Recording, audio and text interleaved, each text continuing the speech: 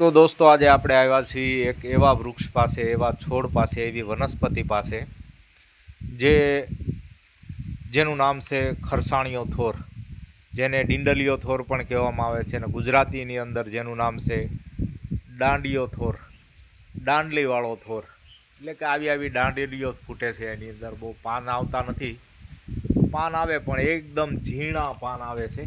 જો હું પાન દેખાડું આપને, જો આવા પાન આવે છે, ઝીણા ઝીણા એકદમ આવા ફૂટે છે અને પછી ખરી જાય છે.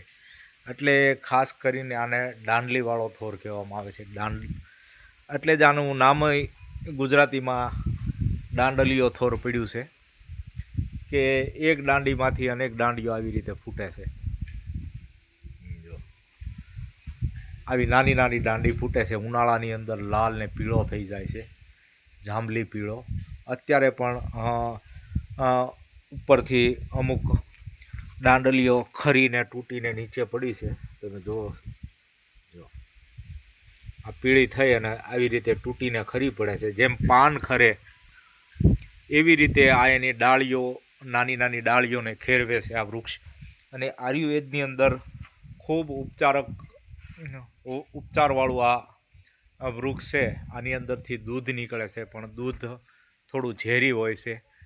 એટલે કોઈ પણ માહિતી કે જાણકારી વગર કોઈ પણ આનો ઉપયોગ કે આનો પ્રયોગ કરવો ન જોઈએ. ખાસ કરીને આયુર્વેદિક ઉપચારકની માહિતી હોય અને એના કહેવા પ્રમાણે જ આનો ઉપયોગ કરવો જોઈએ. મોટું જબ્બર વૃક્ષ છે આ. તો ટૂંકીને પ્રાથમિક માહિતી મેં આની આપી.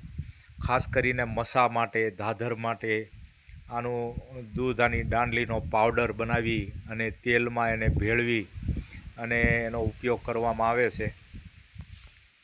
તો આ થોર તમે જોયો, એની ટૂંકીને પ્રાથમિક માહિતી મેં આપ સુધી પહોંચાડી.